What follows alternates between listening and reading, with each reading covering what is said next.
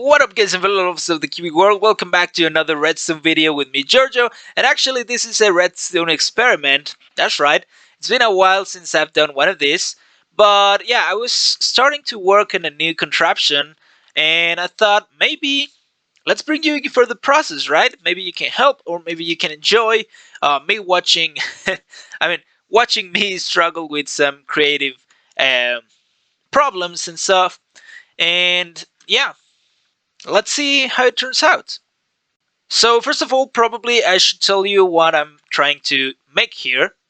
So I was watching Ethos because if you didn't know, it's been a while since he's been back on YouTube, and about a month ago he made a little video of him trying to make a new villagers trading system, and I think his idea is pretty cool. He's actually making a villager trading system where the villagers rotate and they kind of get shifted around. So he only needs one module for, I don't know, like nine villagers. So he can have like one module for farmers, or one module for fishermen, and one module for masons and whatever. But yeah, I don't like my villager systems like that. I really prefer to have them like this. I like this layout. So this is what I'm trying to do. I got inspired by Etho, of course, because I really like something about his villager system. He did it with water, right? He's moving the villagers around with water, sorry. But a nice thing, a very smart thing also that he did is when he's trading, of course, if you trade a lot, your inventory gets full with stuff, right? And normally that stuff you wanna save it somewhere. So what he did is, with the same water, he can throw the items into the villager, and they're gonna be sent up with the water and stored in somewhere else, right? And yeah, I thought it was very smart. So I've started doing it. So yeah, the pistons is something I've used throughout my time. So whenever I don't want a villager in that spot, or I don't want it at all, I just click something here and he falls down or he gets suffocated. But no, in this one we are gonna make him just fall down. And I thought maybe it would be smart to have them in minecarts. So what I've started doing here is laying out somewhere so that the minecart falls down and gets stuck right there. And whenever we don't want the villager, we just open the thing and it falls down. So I thought the best way to do it was with pistons, of course. So I tested this, and I thought maybe we could also use this drop chute to catch the items that we're not gonna want to be holding in our inventory. Yeah, these are the three ideas that I got. The first one is iron bars, and I thought they were very smart. Actually, no, this wasn't the first one. The first was this piston, because well, I thought maybe it would be very compact to use a piston, and we can throw the items into the corners and they will fall down. And that's good. That's good. I haven't discarded this idea, but then I thought, well, yeah, pistons have the issue that if we throw them right here, or maybe in the center, just like that, the items aren't gonna fall down. So I thought maybe with iron bars, but of course iron bars connect. So anyways, if we throw the item into the center, it's still not gonna fall down. And well, I think the perfect answer is the end rod, because look at this. The items can still fall down, when we throw them into the center. They glitch a little bit, but they do fall down. So I think that's because of the lithium software or mod. So I think the end rod is the best solution. I was also thinking maybe chains would do the same, but let's try them out, right?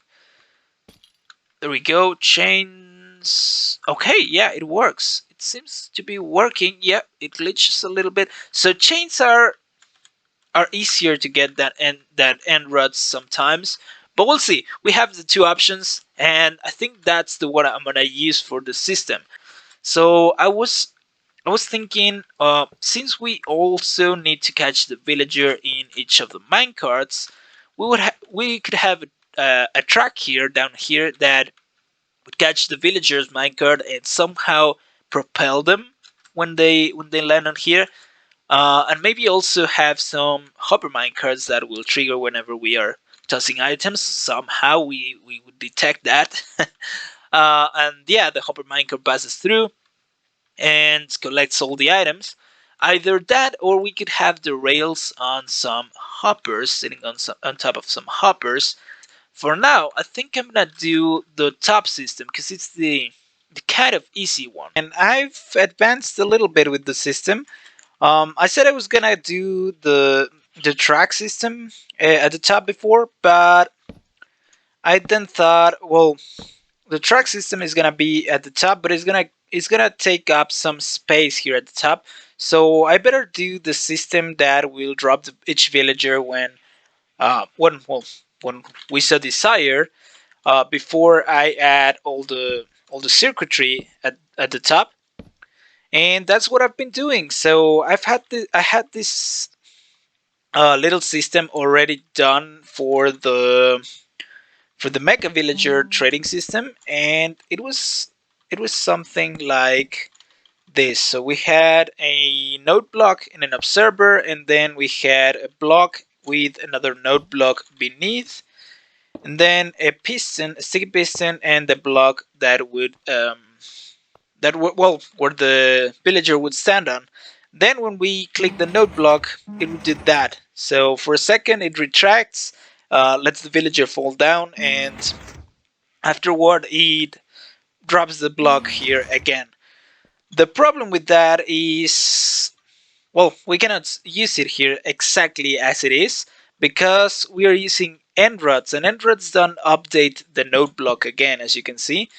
So yeah, it would just trigger once whenever we click the node block instead of twice as with most of the other blocks. So what I did was change it for redstone lamps, and that way we get a double triggering, as you can see. But yeah, redstone lamps are a bit more expensive than repeaters, so on this side I'm actually putting repeaters, and they work exactly the same as redstone lamps, as you can see. There we go. And now all the end rods are in place. Oh, by the way, I'm using end rods because they produce some light, so it's not gonna be all dark here, even though we won't have any more lighting. And I think they produce quite a fair amount of light. Um, what does it say? 12 blocks. So yeah, they produce like 14. 14 level of 14 of light. So that's not bad. And now all of them work perfectly. So if we are a villager here and we were to be disposed, we can do so. And also, guys, I'm gonna be placing some string in front of these observers that I put here. And the reason for this is that these are gonna detect when each villager is present in each of the cells. So when a cell is occupied by a villager, the observer is gonna trigger once, and I guess we'll have the flip flops here up here to indicate that the cell is full, I guess. Good thing about this system is that we can just put blocks here, and the track put it like facing that way. The villager is just gonna fall down here on its own. We don't have to do any trapdoor trickery by glitching the rails or anything like that. So just some blocks here, and yeah, direct the rails into the holes, and we are set. So like that. And I guess I'm gonna use the same kind of method that I used in the other trading holes, which is I'm gonna have a track that loops around the floor, or well, the ceiling here, and whenever a cell is empty, we just have a turn for the rail. So it would go something like this, and whenever the cell is empty, this turn is towards the rail, and whenever it is occupied, we just turn the rail. Can we do that? Oh, we need another rail here. So yeah, whenever it is occupied, the rail would turn the other way, and that way the minecart that comes this way will just jump this rail and pass on to the next one. And I think that should work as long as we have the T flip-flop for that observer here. Aha, so we can see that the turns go this way, both of them. This is actually directional. They always tend to go, I think, to the east and to the south. So you can see they're going to the east, all of them, and also to the south, of course, that way. And well, they don't have a way to go to the south here, but it's so they go to the north, or how is it? No, here they go to the north, and here they go to the south. It's weird. The rail mechanics are weird, but they tend to go into one direction only. So I guess the T flip flop we're gonna make it so that on one side is on one state and on the other it's in the opposite state, so that all of the curved rails can go from this side, well, this side to that direction, and on this side to this direction. So it's kind of a loop, you know. I may reuse the idea that I use in the Let's Play app, in the Let's Play world, which is to use upward sticky pistons and composters with one level filled up. So like that, and here I will use repeaters, I guess, because can I use redstone? No, I cannot use redstone because it will get powered by this other observer that we have. So I guess let's use repeaters. So we're gonna have some blocks here on top with some comparators and some composters here on top of the sticky pistons. Of course, the composters need to be filled up at least to one level, so we're gonna drop a pumpkin pie in each of them. And finally, the comparators here facing into the rails. So let's decide which is gonna be our front. So I guess this side is gonna be our front. So from here, all the villagers are gonna loop around from the right first, which means this all is all right. Then to the left, which means that we have to move these composters to the top using one tick pulses, and that should do it. All the rails should be pointing, yeah, this rails point that way and this rails point this way. Very good, very good. So that's the system for the rails on top, and actually we can test it out. If we place a minecart, it should go into the first box right there. Of course, it's not detecting that there's any villager because the minecart is empty, which is good.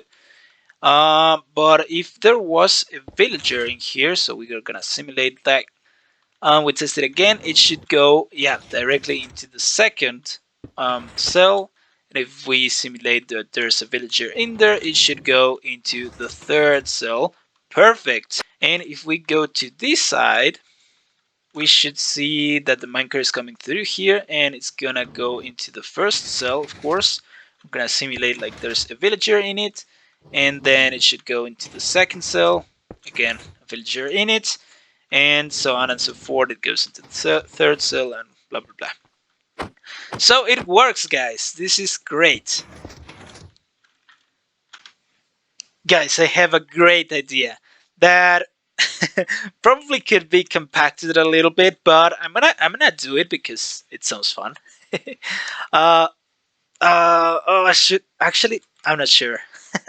Should I do it? Because most of the items that I get are gonna be. I click the villager around this height, right? I come here and click on it. I anyways kind of click it at this height because there's the string, so I click on it on this height. But I'm also thinking that in my Let's Play world, I click on it at this height. But anyways, if we click on this side, I mean at this height, we're gonna drop the items always like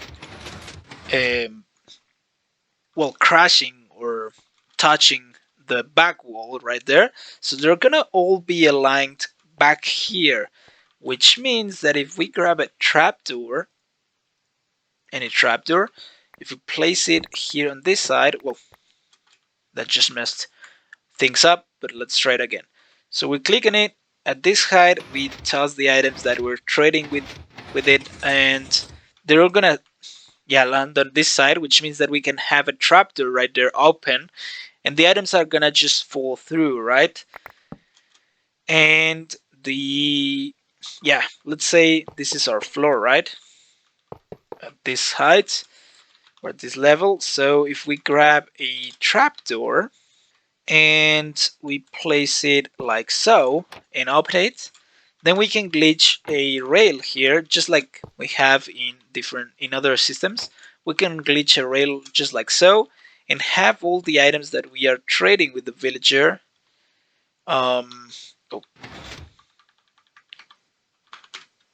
drop down and pass through the trapdoor to, something that will pick them up down here, and that way we can detect when the items are coming down. Because when a minecart comes down, so yeah, the minecarts are not gonna fall down because the rail is gonna catch them, but the items will go through. I've decided, guys, for the trapdoors, and the reason why is because I realized if all the items are gonna be dropped in item form already, we can just treat them as dropped items and catch them with a water stream that will take them to a storage system. So we don't have to play with a lot of hoppers or any hopper minecarts at all, and we just simplify the system by a lot because we just catch them in water streams. Now, the only thing that this uh, will complicate a little bit is that we cannot decide when to send the villager. So it's gonna drop and it's gonna be catched by this rail, but we cannot decide when this rail gets powered because it's gonna pop off. It's gonna unglitch, I guess. So it's gonna be powered at all times, which means actually, there's a way in which we could do it now that I think about it. Yeah, I played with this a long time ago, but I do think I remember something about the update order of this. So, okay. If we turn on the rail first and then open the trapdoor, it can stay glitched, right? But if we turn off the rail and then close the trapdoor, it's gonna pop off. So we have to do kind of the same. So like that, and like that. So we close the trapdoor before turning off the rail, and we turn on the rail before opening the trapdoor. Oh god. All right, guys. So I did it. I first compacted it into this, which works just fine. And as you can see, all of them have the possibility of a one tick input, which I really like in case we need it afterward. But then I compacted it into this little tiny thing. I mean, it's a little bit smaller, and we are not using the compactor pulse extender. We are using this little repeater one, which also means that it's almost perfectly timed. As you can see, just after this rail is empowered, the trapdoor opens again, which makes it a bit faster in case we are already trading with villagers when we send this villager out, so that the items fall right into the water stream as fast as possible, right? So yeah, this is the system that we are gonna use, and as you can see, I moved the input from down here into a redstone torch just below the block, and I think we can do that somehow. Well, guys, I managed to do it. I managed to put the torches here, even though the water is here, and it seems like the torches are holding the water, but that's not quite right.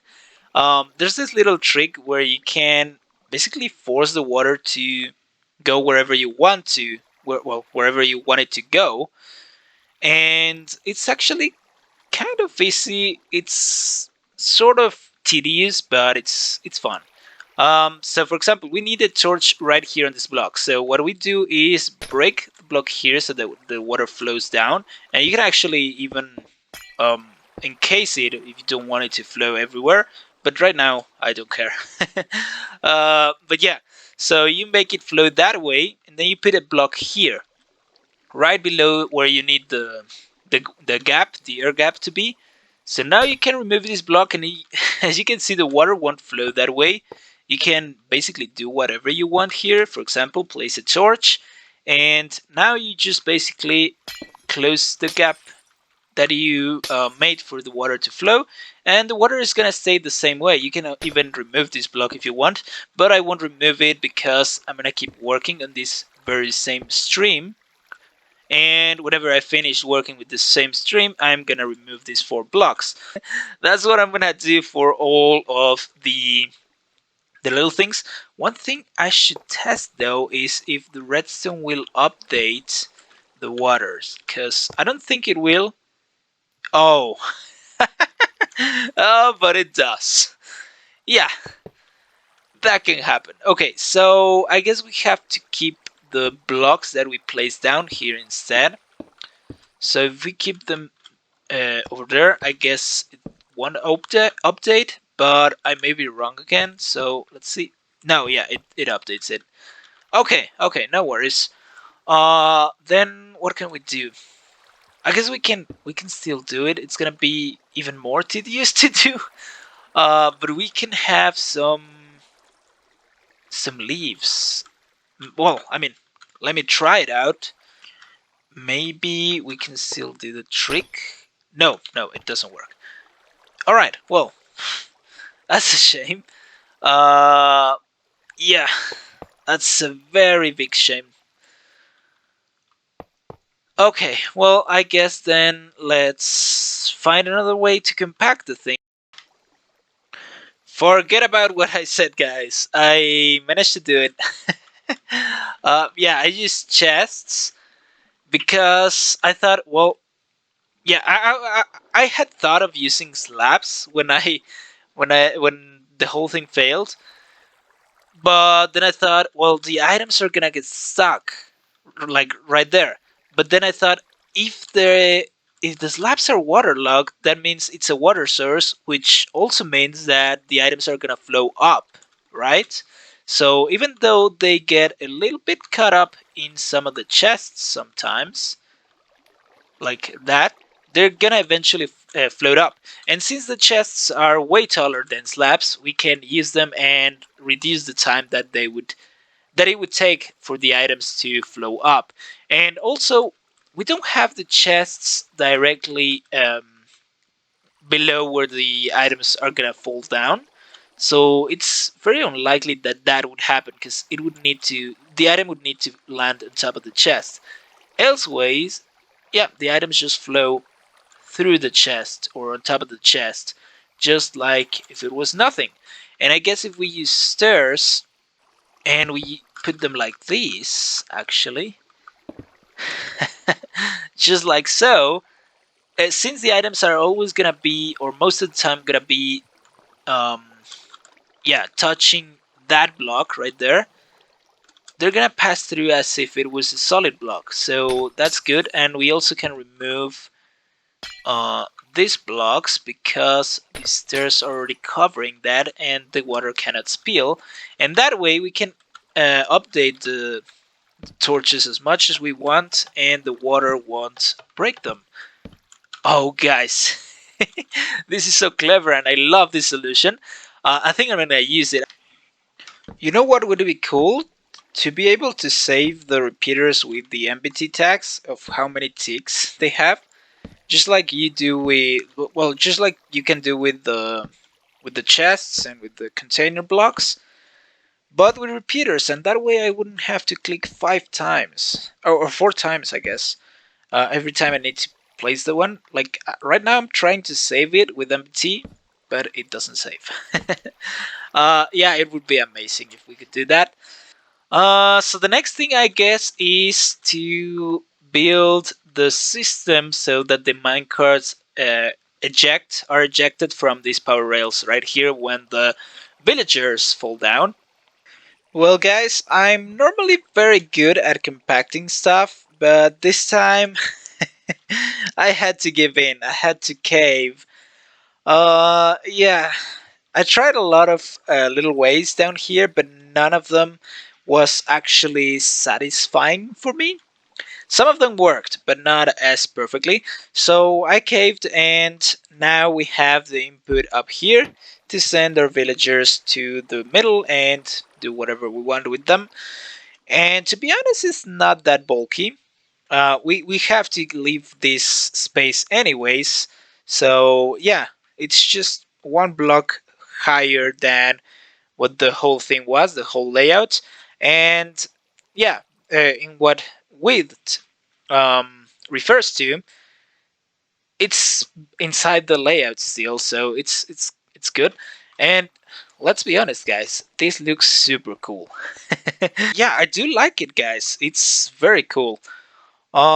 Anyways, guys, this is the entire video for right now. I know we're still missing a ton of stuff, but yeah, this video is turning out to be quite long, and I hope you like my thought process on how I solve some problems, or that you liked to see which kind of troubles I get into and I have to solve when designing contraptions.